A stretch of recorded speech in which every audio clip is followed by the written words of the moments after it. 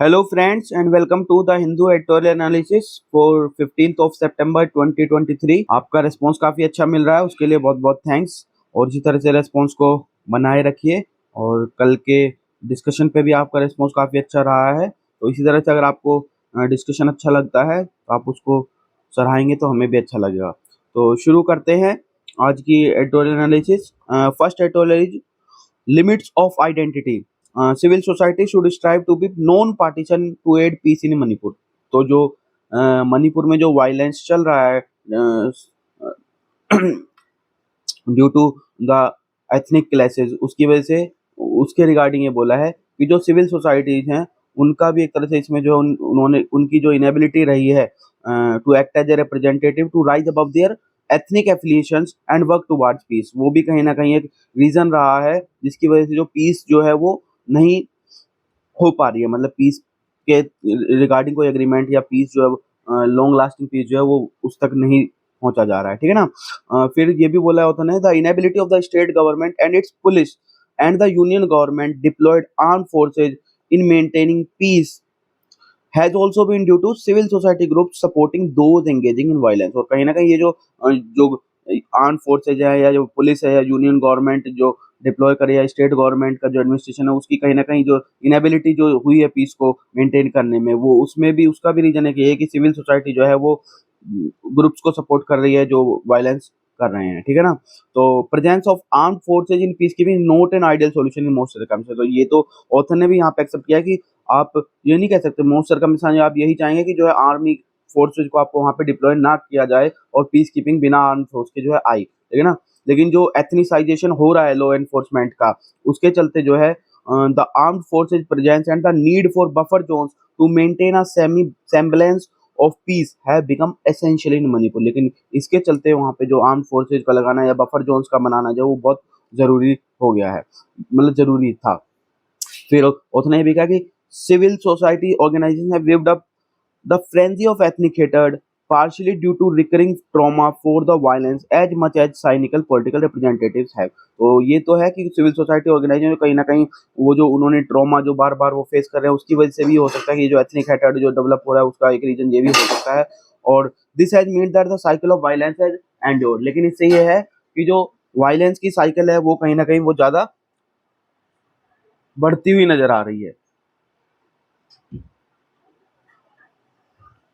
Further author ने ये भी कहा है कि अगर हिस्टोरिकल कॉन्टेक्स्ट में देखें कि जो हम अगर पास्ट लेसन से क्या सीखते हैं, तो उस ऑथर ने ये कहा कि breakthrough can only be achieved through non partisan leadership and civic dialogue among civil society and political representatives. कि हिस्ट्री से हमें यही लेसन मिलते हैं कि जो नॉन पार्टीशन लीडरशिप है उसके थ्रू और जो सिविल सोसाइटी या सिविल सोसाइटीज हैं उनके रिप्रेजेंटेटिव जो है और जो पॉलिटिकल रिप्रेजेंटेटिव उनके बीच में एक डायलॉग होना चाहिए, उसके थ्रू ही जो है ये जो पीस है वो अचीव की जा सकती है। और ये होने के लिए क्या है, there needs to be a credible alternative to the current leadership in the state. कि आपको जो करंट लीडरशिप है उससे अलग कोई अल्टरनेटिव आपको ढूंढना पड़ेगा, ठीक है ना। Next is broadening the field. Science award should aim to encourage more young scientist. तो जो CSIR के द्वारा शांति स्वरूप भटनागर प्राइज दिए जाते हैं, एनुअल अवार्ड होते थे, लेकिन पिछले साल जो है ये अवार्ड्स नहीं दिए गए थे, इस साल ये फिर से दिए गए हैं। तो these awarded annually to scientist under 45 with outstanding work in the fields of biology, chemistry, engineering, mathematics, medicine और sciences and physical sciences। तो प्री के हिसाब से आपका क्वेश्चन बन सकता है कि शांति स्वरूप भटनागर प्राइज पहले तो आपको पता होना चाहिए ये CSIR देता है, साइंस के फील्ड में देता है, और ये biology, chemistry, engineering, mathematics, medicine और साइंस और फिजिकल साइंस में दिए जाते हैं। तो ये पूछ सकता है इनमें से किस में दिया जाता है, किस में नहीं दिया जाता है, ठीक है ना।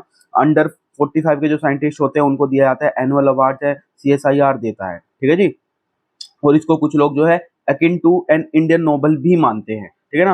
हालांकि पीछे ये बात चल रही थी कि भाई बहुत सारे प्राइजेज हो जाते हैं, तो जो है प्राइसेस कम करने चाहिए, ठीक है ना, या फिर एक बड़ा नोबल लाइक जो है अवार्ड वो एक बड़ा सिंगल अवार्ड देना चाहिए। लेकिन हालांकि उसका कोई नहीं, और जो इसको डाइल्यूट करने की बात चल रही थी वो भी रह गई है। तो अभी फिलहाल के लिए शांति स्वरूप भटनागर अवार्ड जो है वो गवर्नमेंट ने एज इट इज चलाए हैं, ठीक है ना। दिया किस लिए जाता है, these awards are a recognition for industrial works done over time. तो उसने यहाँ पे कहा कि जो स्पोर्ट्स अवार्ड्स वगैरह हैं वो साइंस अवार्ड से बिल्कुल अवार्ड अलग है। यानी कि science award basically, sports award तो किसी फैट को अचीव करने के लिए या फिर किसी आप रेस को जीत रहे हैं, मैच को जीत रहे हैं, उसके लिए है। वहाँ पे एक तरह से आपके एब्सोल्यूट आपके पास लाइन्स है, एब्सोल्यूट आपके पास नंबर्स है, लेकिन जो साइंस अवार्ड्स हैं वो रिकॉग्नाइज करते हैं एक इंडस्ट्रियल वर्क को, और वो भी जो एक लंबे समय से आपने काम किया उसको, that have led to significant advance in science और टेक्नोलॉजी, ठीक है ना।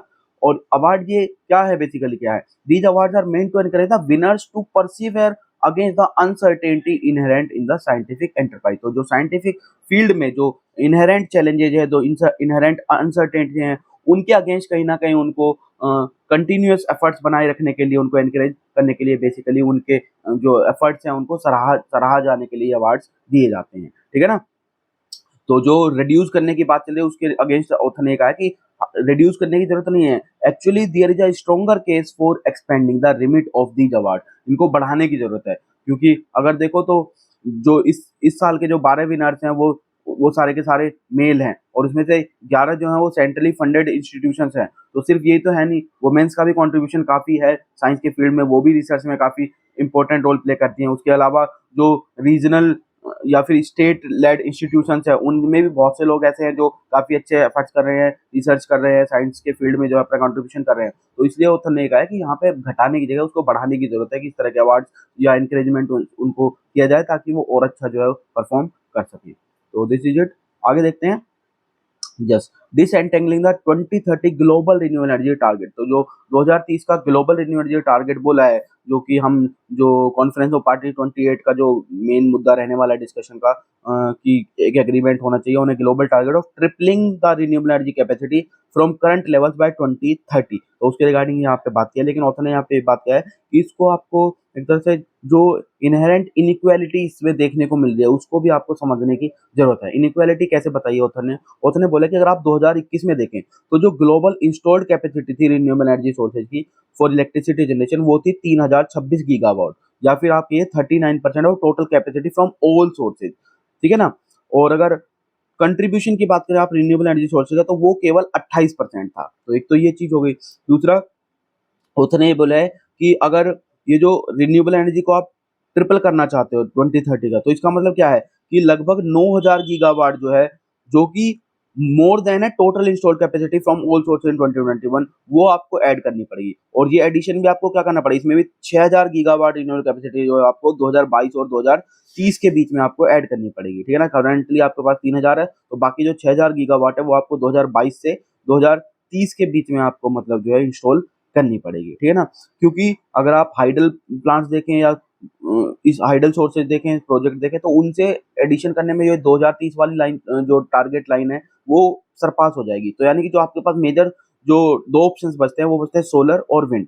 और सोलर और विंड में भी अगर कैपेसिटी यूटिलाइजेशन फैक्टर को लगाते हैं जो कि 25% है उसका सोलर और विंड का कंबाइंड, तो यानी कि उससे देखें तो जनरेशन जो है लगभग 13,000 TWh of electricity from RES alone करने की जो है आपको जरूरत पड़ेगी, ठीक है ना। तो टारगेट जो है tripling renewable energy capacity implies 38% of total global electricity production from renewable energy sources आपको जो है वो रखना पड़ेगा। फिर ऑथर ने ये भी कहा कि रीजनली डिफरेंशिएटेड एनर्जी नीड्स की जो ग्लोबल इलेक्ट्रिसिटी डिमांड की ऐसा कोई सच कोई थिंग है ही नहीं। सिर्फ क्या है, ग्लोबल एग्रीगेट की एक बात है, जो हम अक्रॉस कंट्री जो डिमांड्स है उनको हम एग्रीगेट कर दे तो वो ग्लोबल एग्रीगेट डिमांड है एक्चुअली। तो इलेक्ट्रिसिटी डिमांड अगर देखें हम अक्रॉस कंट्रीज, वो काफी ज्यादा डिफरेंशिएटेड है, और जो रेट्स हैं ग्रोथ की वो भी वेरी करती है कंट्री टू कंट्री, और डिफरेंट स्टेजेस जो डेवलपमेंट में है उनके अकॉर्डिंग वो वेरी करती है। इसमें ऑथर ने एग्जाम्पल भी यहाँ पे दिया है कि अगर 2010 से 2019 के बीच में इलेक्ट्रिसिटी कंजम्पशन देखें चाइना और इंडिया का, तो वो एनुअली ग्रो किया है 6.6% और 6.3%, यानी कि डेवलपिंग कंट्रीज में ज्यादा रैपिडली जो है वो एनर्जी की डिमांड जो वो ग्रो कर रही है, ठीक है ना। वहीं पे जो यूरोपियन यूनियन में वहां पे डिक्लाइन देखने को मिला 0.3% का, और अगर यूएस में देखें तो मिनिमल इंक्रीज देखने को मिला वहां पे 0.12% का, ठीक है। फिर ऑथर ने ये भी कहा है कि अगर दूसरे तरीके से ऑथर ने इस तरीके से बताया कि अगर यूएस में देखें तो वहां पे रिन्यूएबल एनर्जी का जो आप कह रहे हैं डिमांड में, मतलब जो भी एनर्जी की डिमांड है उसको आपको रिन्यूएबल एनर्जी से मीट करना है। तो अगर देखें तो केवल 21% of the electricity in the US and 37% of the European Union comes from renewable energy sources including hydro and biomass। तो केवल 21% इलेक्ट्रिसिटी यूएस में रिन्यूएबल से आती है, 37% जो है यूरोपियन यूनियन में रिन्यूएबल से आती है। तो अगर यूएस जब तक फेज आउट नहीं करेगा एग्जिस्टिंग फॉसिल फ्यूल कैपेसिटी को, तो उसको केवल 26 गीगावाट जो है नए रिन्यूएबल एनर्जी कैपेसिटी की जरूरत पड़ेगी to meet additional demand, and its share of tripling target of additional 6000 gigawatt by 2030 would be only measly 0.4%। इसको कंसीडर करें तो ये केवल 0.4% है।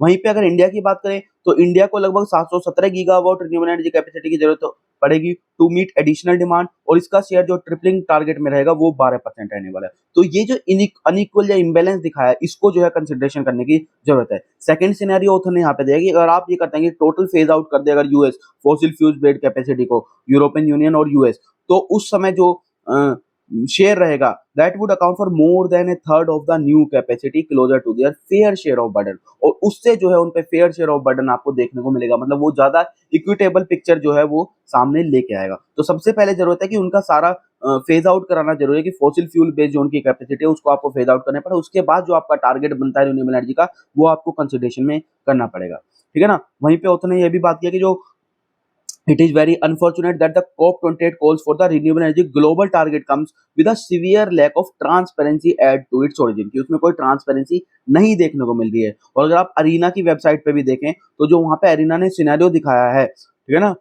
COP28 टारगेट के लिए, it is very close to the first highly inequitable scenario that has been sketched here. तो ये ना बहुत ज्यादा इनइक्विटेबल सिनेरियो दिखाया गया ऑथर के according.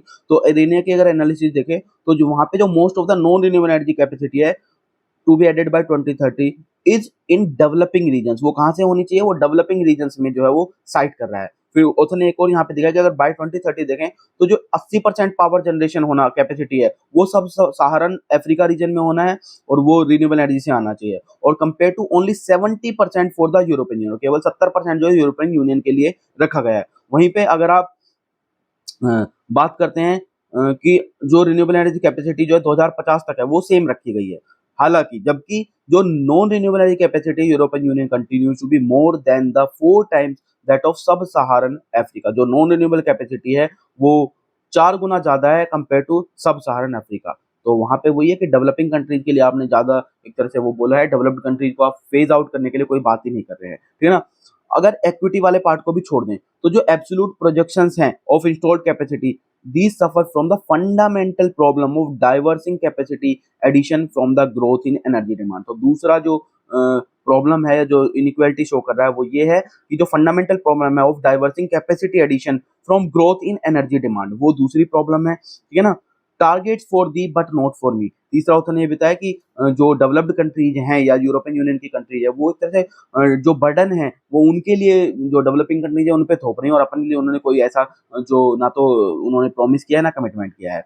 Last but not the least, most vocal proponents of the global target do not have any such a target domestically, उनके अपने यहाँ डोमेस्टिकली यानी अपने लेवल पे उन्होंने कोई भी ऐसा टारगेट नहीं बनाया। इसमें यूएस का एग्जांपल ऑथर ने दिया है ना।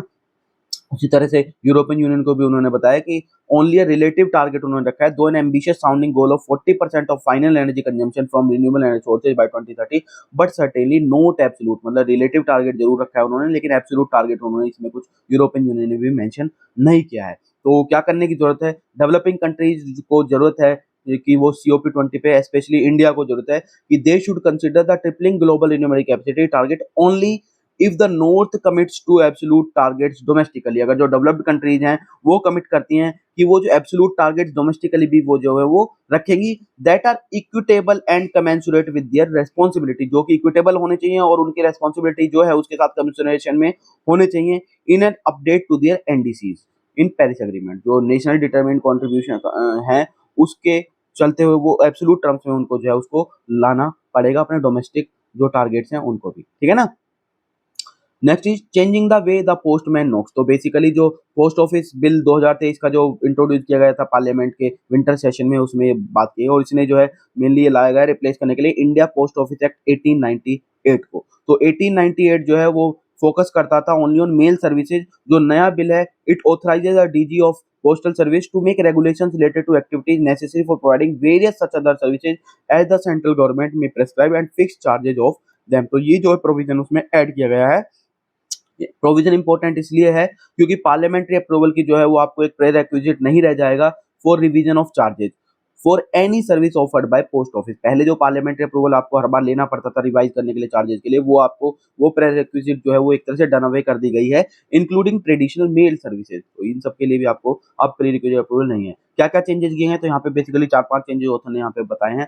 तो पहला तो यह है कि gives the postal department the requisite flexibility in the price of its services. पहला तो यह कि चार्जेस वो डिसाइड कर सकता है in a fiercely competitive industry and help in responding quickly to market demand. जो मार्केट डिमांड उनके अकॉर्डिंग आप रेस्पॉन्ड कर सकते हैं। दूसरा ये है, जो इनिशिएटिव्स हैं बहुत सारे of India post to dispense citizen centric services will now be based on a strong legal framework. अब आप एक स्ट्रॉन्ग लीगल फ्रेमवर्क पे उनको बेस कर सकते हैं सर्विसेज को।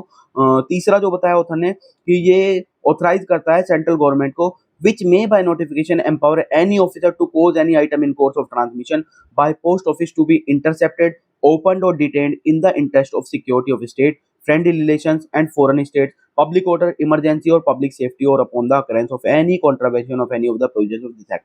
कि आप किसी भी पोस्टल उसको आइटम को जो है आप इंटरसेप्ट कर सकते हो, ओपन कर सकते हो, उसको डिटेन कर सकते हो अगर वो उसके लिए रीजन भी है, सिक्योरिटी ऑफ स्टेट है, फ्रेंडली रिलेशन है फॉरेन स्टेट के साथ, पब्लिक ऑर्डर है, इमरजेंसी है, पब्लिक सेफ्टी है, या कोई कॉन्ट्रवेंशन हो गया है जो प्रोविजन में है एक्ट के, उसका कॉन्ट्रवेंशन हुआ है, तो उसको आप इंटरसेप्ट भी कर सकते हो, ओपन भी कर सकते हो, डिटेन भी कर सकते हैं। पहले भी प्रोविजन था, लेकिन पहले जो प्रोविजन था वो केवल एक्सप्लोजिव, डेंजरस, फिल्दी, नॉक्सियस और डिलीटरी सब्सटेंस के लिए था। इसने एक तरह से प्रोविजन ने जो है नए बिल में वो मोर जेनरिक नेचर में इसको बना दिया है, और जो पॉसिबिलिटीज हैं स्मगलिंग और अनलॉफुल ट्रांसमिशन के ड्रग्स की उनकी, वो भी एक तरह से कहीं ना कहीं कंटेन करने में उसका हेल्प करेगी, ठीक है ना। लेकिन ऐसा कोई प्रोविजन जो है वो कोरियर फर्म्स के लिए नहीं है। तो उसने ये भी बताया कि जो जो शेयर है वो लेस देन 15% है पोस्टल का मार्केट में, अगर आप देखें कोरियर एक्सप्रेस या पार्सल्स की मार्केट में। तो जो इफेक्टिवनेस है इस प्रोविजन की इंटरसेप्ट करने की on the grounds of national security and public service, उसकी कुछ एक तरह से लिमिटेशंस हैं। तो फिर ऑथर ने ये भी सजेस्ट किया है कि जो अगर देखें तो जो डोमेस्टिक कोरियर इंडस्ट्रीज में बेसिकली मीडियम और स्मॉल प्लेयर्स होते हैं, तो अगर बिल में ऐसा कोई प्रोविजन होता कि ये जो ऑपरेटर्स हैं उनको रजिस्टर करना पड़ेगा किसी डेजिग्नेटेड अथॉरिटी के साथ, तो ये जो मूवमेंट, ये जो कंट्रोल था, ये जो मूवमेंट, जो मूव आप कह रहे हैं कि कंट्रोल करने की जो कैपेसिटी थी, वो कहीं ना कहीं आप ज्यादा इफेक्टिवली उसको ट्रांसमिशन को या इंटरसेप्शन को आप ज्यादा इफेक्टिवली एड्रेस कर सकते थे, ऐसा ऑथर ने जो है सजेस्ट किया है। फिर फोर्थ जो बताया है प्रोविजन वो है फ्यूचरिस्टिक पोस्टल डिलीवरी। मतलब बिल ने ये भी प्रोवाइड किया है कि जो सेंट्रल गवर्नमेंट है वो standards for addressing on the items address identifies usage of post code, इन चीजों का यूज किया जाएगा। मतलब इसके फार रीचिंग इम्पैक्ट ये होने वाला है कि जो फिजिकल एड्रेस था वो रिप्लेस कर दिया जाएगा अब डिजिटल कोड के थ्रू, जिसमें आप जियो स्पेशल कोऑर्डिनेट जो है वो यूज करेंगे आइडेंटिफाई करने के लिए स्पेसिफिक प्रेमाइस को। तो मतलब जो एक तो जो शॉर्टिंग का प्रोसेस है वो आपका इजी हो जाएगा, और जो एक्यूरेट डिलीवरी है मेल्स की वो आपकी फैसिलिटेट उसमें होंगी। क्योंकि आपने देखा हो ज्यादातर मेल्स तो आजकल रिटर्न हो जाती है एड्रेस नहीं मिला, या फिर एड्रेस अवेलेबल नहीं था, गलत एड्रेस। तो आप अगर जियो स्पेशल कोड्स के थ्रू आप एड्रेस देंगे तो स्पेसिफिकली आपकी मेल डिलीवरी पॉसिबल हो पाएगी। फिर दूसरा इसी से क्या होगा, it may even facilitate the delivery of parcel by drone, और आप ड्रोन से भी फैसिलिटी कर सकते हैं, जो कि अभी एक्सपेरिमेंट किया गया है कुछ कंट्रीज में। हालांकि ये तो अभी लॉन्ग वे है आने के लिए, लेकिन ये भी पॉसिबल हो पाएगा। फिर जो मोस्ट इंपॉर्टेंट एस्पेक्ट का बिल का है वो है to drop the hitherto existing provision in the clause 4 of the 1890 act में जो एक प्रोविजन था वो था, उसको ड्रॉप कर दिया। उसमें ये था कि जो सेंट्रल गवर्नमेंट की तो उसको एक्सक्लूसिव प्रिविलेज थी of conveying by post from one place to another all letters, and shall also have the exclusive privilege of performing all the incidental services of receiving, collecting, sending, dispatching and delivering all letters। तो ये जो privilege थी इसको खत्म कर दिया है, क्योंकि इस प्रोविजन का हालांकि रेलेवेंस तभी लॉस्ट हो गया था जब से कोरियर्स को जो अलाउ किया था कि ऑपरेट करेंगे वो इंडिया में सिंस 1980। पहले सिर्फ गवर्नमेंट ही लेटर्स को कन्वे कर सकती थी, भेज सकती थी। और दूसरा जो लेटर है वो एक तरह से there is huge grey area overlapping the concept of letter and document. Letter और डॉक्यूमेंट आज की अगर टर्म्स में देखें तो उसका कोई डिफाइंड वो नहीं है, ठीक है ना। लॉ की आइज में देखें तो कोरियर जो है वो hitherto delivered were documents and parcels not the letters, ठीक है ना। तो अब जो है इस के बाद जो है वो लॉ की डेफिनेशन में डॉक्यूमेंट्स और पार्सल जो है वो कोरियर्स जो है डिलीवर करेंगे, वो डॉक्यूमेंट्स और पार्सल्स करेंगे, ना कि लेटर्स, ठीक है ना।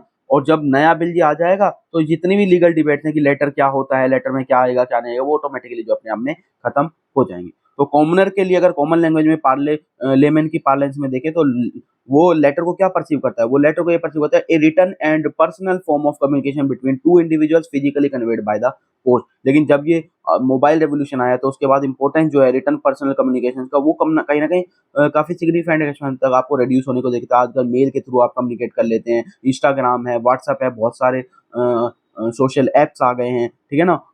तो इसलिए तो इस प्रिविलेज को, एक्सक्लूसिव प्रिविलेज को आपने जो अलग किया है, तो ये एक बहुत अच्छा स्टेप है in the right direction and N acknowledgement of the reality. तो आपने रियलिटी को एक्नॉलेज किया है कि जो सिर्फ लेटर है वो कम्युनिकेशन का मीन्स नहीं रह गया है। तो यही ऑथर ने रिगार्डिंग इनकी बात की है। आगे देखते हैं।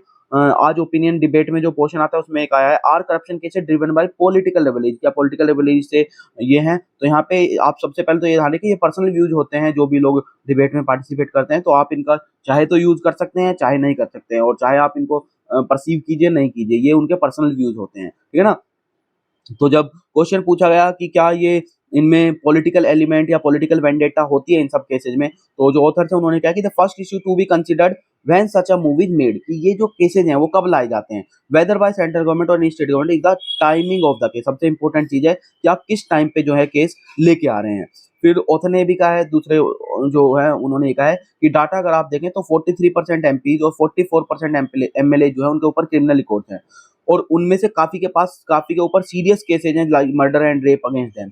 तो these arrest are only of a few people, लेकिन इनमें आप देखें तो अरेस्ट काफी कम लोगों का होता है। और अगर ये भी देखें कि भाई ये जस्टिफाइड है अरेस्ट करना, तो क्वेश्चन ये है why have all the others who have got such serious cases against them not been arrested. तो बाकी को अरेस्ट क्यों नहीं किया गया, या charges have been framed against them and cases have been going on but they are not being arrested. उनके ऊपर चार्जेस चल रहे हैं, उनको एफआईआर चार्जशीट फ्रेम की गई है, लेकिन केसेस जो है वो चले जा रहे हैं, लेकिन उनको अरेस्ट नहीं किया जा रहा है। Why are leaders from the ruling party not being arrested. तीसरा क्वेश्चन ये पूछा कि रूलिंग पार्टी के लीडर जो है वो अरेस्ट क्यों नहीं होते, चाहे वो कोई भी रूलिंग पार्टी हो। All this clearly indicate that this is a political game rather than a desire to maintain law and order. तो ऑथर ने कहा कि ये एक पॉलिटिकल गेम प्रतीत होता है, ना कि ये कि सच में डिजायर है कोई कि लॉ एंड ऑर्डर को मेंटेन करने के लिए, ठीक है। फिर ये क्वेश्चन है कि जो बहुत सारे केसेज है वो पिकअप किए जाते हैं only when A party goes out of power. जब पार्टी पावर से चली जाती है तब केसेज जो है वो पिकअप होते हैं। तो ऑथर ने कहा कि ये तो बहुत टाइम से होता है, ये पहली बार नहीं है कि ऐसा चल रहा है। तो officers of choice are posted और retained just to serve the goals of the ruling party. कई बार ऐसा भी होता है कि ऑफिसर्स की पोस्टिंग ही जो है रूलिंग पार्टी के उनके हिसाब से होती है, ठीक है ना, या उनको रिटेन किया जाता है। फिर ऑथर ने भी कहा there is an obvious reason for digging into the scams and of the president. ये बिल्कुल जरूरी है कि आप डिग इन करें कि भाई जो प्रीवियस गवर्नमेंट के स्कैम थे वो क्या थे। लेकिन there is no doubt that there is no smoke without fire, क्योंकि बिल्कुल सही है, there is no smoke without, but how far the investigation agency are allowed to function independently is the question. Basic question ये है कि कितना independently वो जो इन्वेस्टिगेटिंग एजेंसीज हैं, चाहे सीबीआई है, ईडी है या और हैं, वो कितना या फिर आपका एंटी करप्शन ब्यूरोज है, वो कितने एफिशिएंटली और कितने इंडिपेंडेंटली जो है फंक्शन कर रही हैं, ठीक है ना। तो अगला क्वेश्चन ये है कि क्या वो लॉ एनफोर्समेंट एजेंसीज को उनको इंडिपेंडेंटली फंक्शन करने दिया जा रहा है। तो अगर यहाँ पे ऑथर ने ये यहाँ पे बोला है कि सुप्रीम कोर्ट ने रूलिंग की थी प्रकाश सिंह बादल केस में that you must separate the investigative machinery of the police from the routine law and order functions to ensure fully independent investigative machinery. Supreme court ने ऑर्डर दिया था कि आपको रूटीन डे टू वर्क से police को हटा के जो इंडिपेंडेंट इन्वेस्टिगेटिव मशीनरी है उसको अलग करना चाहिए। लेकिन at no point of time or at any level has there been an independent investigative machinery installed। लेकिन किसी भी लेवल पे, किसी भी पॉइंट ऑफ टाइम पे जो है वो इंडिपेंडेंट इन्वेस्टिगेटिव मशीनरी जो है वो इंस्टॉल नहीं की गई है। और when the reins of power change, the investigative officers are either at a receiving end or are forced to change side। तो जाहिर सी बात है जो इन्वेस्टिगेटिव ऑफिसर या तो रिसीविंग एंड पे हो जाते हैं या फिर उनको साइड चेंज करनी पड़ती है जैसे ही पावर चेंज होती है, ठीक है ना। तो this type of politicisation is not healthy. इस तरह का पॉलिटिसाइजेशन जो भी है वो हेल्दी नहीं है। इवन आपको इन्वेस्टिगेटिंग एजेंसी या जो प्रोबिंग एजेंसी है उनको तो आपको इंडिपेंडेंट रखना ही पड़ेगा, उनमें पॉलिटिसाइजेशन करना जो है एक हेल्दी वो नहीं रहेगा। फिर क्वेश्चन पूछा है do you think they can refuse to play at the time tune of ruling party. तो क्या ऑफिसर या इन्वेस्टिगेटिंग ऑफिसर है वो रिफ्यूज कर सकते हैं। तो कॉन्स्टिट्यूशन प्रोटेक्शन तो उनके पास है, तो आप सैक तो नहीं कर सकते ऑफिसर को, लेकिन वर्स्ट ये कर सकते हैं आप उनको ट्रांसफर कर सकते हैं। फिर लेकिन क्वेश्चन ये है कि whether that officer can be harassed और not, that is the question, कि उसको हैरेसमेंट फेस करना पड़ेगा। जो पर्क्स एंड जो प्रिविलेज अटैच्ड है पोस्टिंग्स के साथ में, वो कहीं ना कहीं उनके चलते वो सकम कर जाते हैं या फिर उनकी तरफ अट्रैक्ट हो जाते हैं, ठीक है। There is also a great disincentive if an officer threatens to perform his role in a manner which is not the liking of the government of the day. तो ये बहुत इंपॉर्टेंट ऑथर ने एक चीज बताई है कि जो डिसइंसेंटिव है यहाँ पे ऑफिसर्स के लिए, इवन जो एक तरह से कह सकते हैं कि जो ऑनेस्ट और जो इंटीग्रेटेड हाई इंटीग्रिटी वाले ऑफिसर्स हैं, उनके से ये डिसएडवांटेज जरूर है कि उनको they are threaten to perform his role in a manner which is not to the liking of the government of the day. ये कहीं ना कहीं थ्रेट जरूर उनके लिए हमेशा बनी रहती है। तो बेसिक क्वेश्चन, जो क्वेश्चन ये पूछा गया कि भाई क्या जो लोकायुक्त वगैरह लोकपाल है उनसे उनसे इनको एम्पावर करने में मदद मिली है, तो ऑथर ने ये बोला कि बेसिक क्वेश्चन जो है वो ये है, can investigation agency function independently, क्या इन्वेस्टिगेशन एजेंसी जो इंडिपेंडेंटली फंक्शन कर सकती है या नहीं कर सकती है। They can not function with the strengthening of Lokpal, Lokpal को स्ट्रेंथन करने से वो फंक्शनिंग उनकी कोई अच्छी नहीं हो जाती। So why they are not functioning independently, basic question ये है कि वो इंडिपेंडेंटली क्यों फंक्शन नहीं कर रही है। Basically under the threat of punishment and even post retirement punishment people are made to fall in line. और बेसिक ये है कि जो पनिशमेंट की थ्रेट है वो, या फिर जो पोस्ट रिटायरमेंट पनिशमेंट मिल जाती है, कई बार पेंशन रोक दी जाती है उनके विजिलेंस केस के चलते या किसी और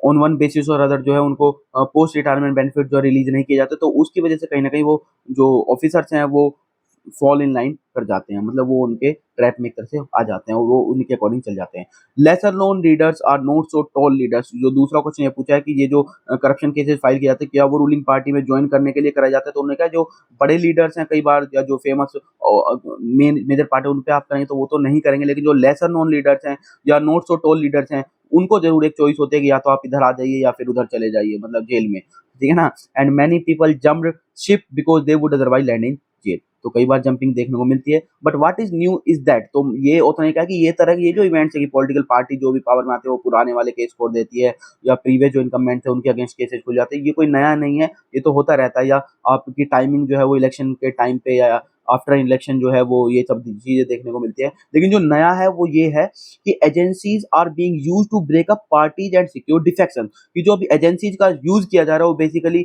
या तो पार्टीज को ब्रेकअप करने में कर रहे हैं या डिफेक्शंस के लिए कर रहे हैं, वो नई चीज देखने को मिली है। द एबिलिटी टू एडमिनिस्टर दंड हैज बीन वेपनाइज्ड, तो दंड का जो एक एबिलिटी थी एडमिनिस्टर करने के लिए वो उसको वेपनाइज किया जा रहा है। This is even more dangerous for the agency, ये ज्यादा डेंजरस है एजेंसीज के लिए, that they are divesting themselves of any independent judgment और any claims to independence whatsoever, कि उनकी इंडिपेंडेंस एक तरह से खत्म हो रही है, वो डाइवेस्ट कर रहे हैं अपनी इंडिपेंडेंस से दूसरी डायरेक्शन में। तो अच्छा था डिबेट हालांकि, ठीक है ना, लेकिन वही है पर्सनल व्यूज हैं, आप इसको एज सच मत लीजिए, ठीक है ना। तो this is it.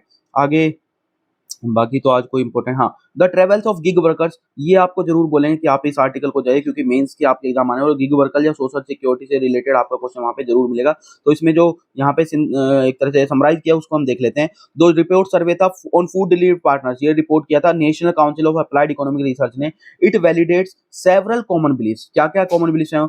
Workers being young graduates होते हैं, ये जो गिग वर्कर्स होते हैं, हु वर्क एक्सटेंडेड आवर्स के लिए काम करते हैं फॉर बेटर पे एंड इंडिपेंडेंस के लिए। हाउएवर, लेकिन स्टडी ने क्या रिवील किया इसके साथ साथ, इन्होंने ये रिवील किया है कि new insights, a sizable portion of them are sole bread winners होते हैं, तो notable share experience a drop in income compare to their previous job, काफी ज्यादा लोगों ने जो है ये भी बताया है कि भाई उनका जो इनकम है प्रीवियस जॉब के मुकाबले कम हुआ है। Findings indicate a decline in their real income, findings ये पता चला कि रियल इनकम जो है वो कम हुई है, क्योंकि अगर आप इन्फ्लेशन के फैक्टर को भी लेते हैं तो रियल इनकम जो है वो कम हुई है, हालांकि नॉमिनली आपकी इनकम बढ़ गई, रियल टर्म्स में वो कम हुई है over the time. As share of income that spent on fuel है राइजन, क्योंकि फ्यूल की कॉस्ट बढ़ रही है और जो शेयर है फ्यूल पे स्पेंड होने वाला वो बढ़ रहा है, और साथ में इन्फ्लेशन का भी है, रिजल्टिंग इन डबल वहमी। तो ये सारा डाटा यहाँ पे हुआ है। समराइज पॉइंट में क्या है कि मेजोरिटी ने ये कहा है they switch jobs to earn a higher income, their real monthly income fell from 13,500 a month in 2019 to 12,000 in 2022। Real terms में जो इनकम है वो घट रही है, हालांकि उन्होंने स्विच जो की थी जॉब्स वो हायर इनकम अर्न करने के लिए किए थे, और ये बेसिकली किसकी वजह से हुआ है, इन्फ्लेशन के फैक्टर की, जो मैंने आपको अभी बताया। दूसरा, a significant share of them spent sizeable amount buying new phone and vehicles for job, क्योंकि ज्यादातर ये डिलीवरी वाले जॉब्स होते हैं, तो इसमें आपको काफी ज्यादा अमाउंट अपना जो उसका है वो आपको फोन्स पे, नया फोन खरीदने पे या फिर नया व्हीकल खरीदने पे आपको खर्च करना पड़ता है। मेजोरिटी ऑफ देम ने ये भी एग्री किया है कि deliveries can be increase if they work harder, अगर हार्डर काम ज्यादा टाइम काम करेंगे, ज्यादा मेहनत से काम करें तो डिलीवरी जो है वो उनकी संख्या बढ़ाई जा सकती है। लेकिन उतना ही शेयर ये भी कहता है कि डिलीवरी जो है उनके कंट्रोल में नहीं है, क्योंकि ट्रैफिक और रेस्टोरेंट डिलो की वजह से वो डिलीवरी उनके अंडर कंट्रोल नहीं है। फिर फ्यूल कॉस्ट की बात करें तो उनका तो शेयर बढ़ ही रहा है, fuel cost and as a share of their income increase from 28.7% in 2019 to 37.5% in 2022। Fuel cost जो है वो उसका शेयर उनकी इनकम से देखें तो वो 28.7% से 37.5% जो है बढ़ गया है। प्रोफाइल अगर देखें फूड पार्टनर की, तो ओवरव्यू देखें तो एवरेज जो फूड डिलीवरी वर्कर है वो उनके स्किल सेट को, बैकग्राउंड और उसको बताया है। तो टिपिकली वर्कर की एज देखें तो वो 29 ईयर की ओल्ड मेल के रूप में देखा जाता है। नियरली 1/4 यानी 23.8% जो है उन वर्कर्स उनकी फर्स्ट जॉब होती है, और इस ग्रुप में भी 88% जो स्टूडेंट्स पाए जाएंगे आपको।